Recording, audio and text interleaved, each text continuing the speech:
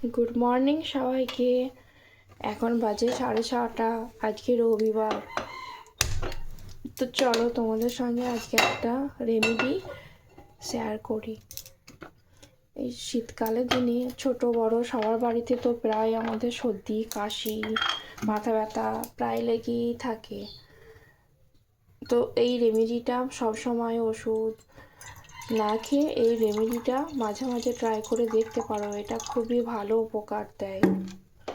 তো ভাবলাম চলো আজকে যখন বানাচ্ছি তো তোমাদের সঙ্গেও একটু শেয়ার করে দিই, যাতে তোমরাও যদি করো তাহলে তোমরাও উপকার পেতে পারো।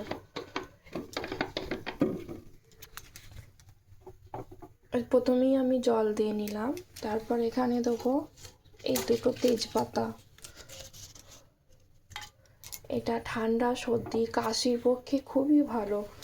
সকালে খালি পেটে যদি এটা খাওয়া হয় তো খুবই উপকার পাওয়া যায়। তেজপাতা দেওয়ার পর এখানে দিলাম কটা তুলসী পাতা। এবার দিলাম গোটা গোলমরিচ, আর দিলাম কটা লবঙ্গ। 3-4টের মতো লবঙ্গ দিলেই হবে। তো এটা ভালোভাবে ফুটিয়ে নিলে তো দেখবে যে একদম লাল মতো, লাল চা যেরকম হয় সেরকম লাল চায়ের মতো কালারটা হয়ে যাবে।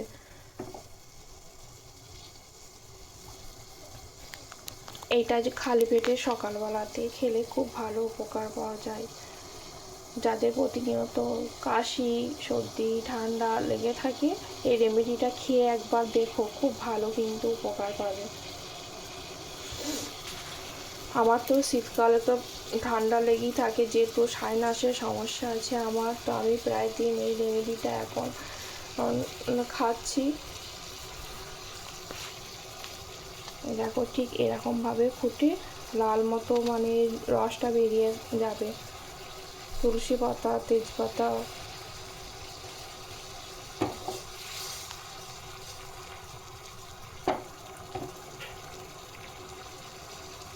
তো আজকে রবিবার, আজকে ছুটির দিন, তো আজকে ঘুম থেকে উঠতেও লেট হয়ে যায়, প্রায় 7টা বেজে যায়।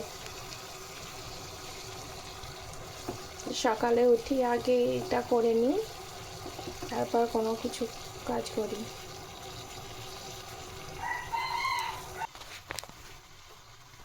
এই দেখো একদম লাল মতো হয়ে আসছে কালারটা। তো বাচ্চাদেরও সর্দি কাশিতে আমরা সবসময় অ্যান্টিবায়োটিক খাইয়েই থাকি, তো অ্যান্টিবায়োটিক খাওয়ানোর থেকে মাঝে মাঝে যদি এই রেমেডিগুলো খাওয়ানো হয় তাহলে খুবই ভালো। কিন্তু ওরা তো খেতে চাইবে না, বাচ্চারা খেতে পারলে খুবই কিন্তু উপকার পাওয়া যাবে কন্টিনিউ যদি খাওয়ানো যায়।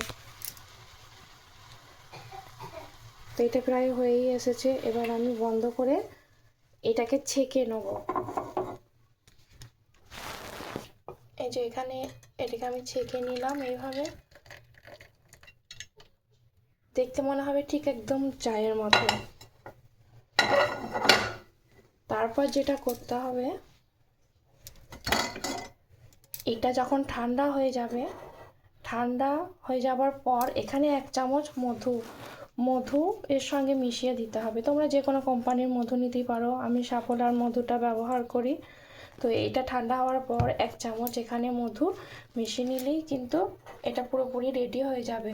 তো এটা সকালে খালি পেটে খেয়ে তারপর কোনো কিছু চাটা কোনো কিছু খাবে। টাটা।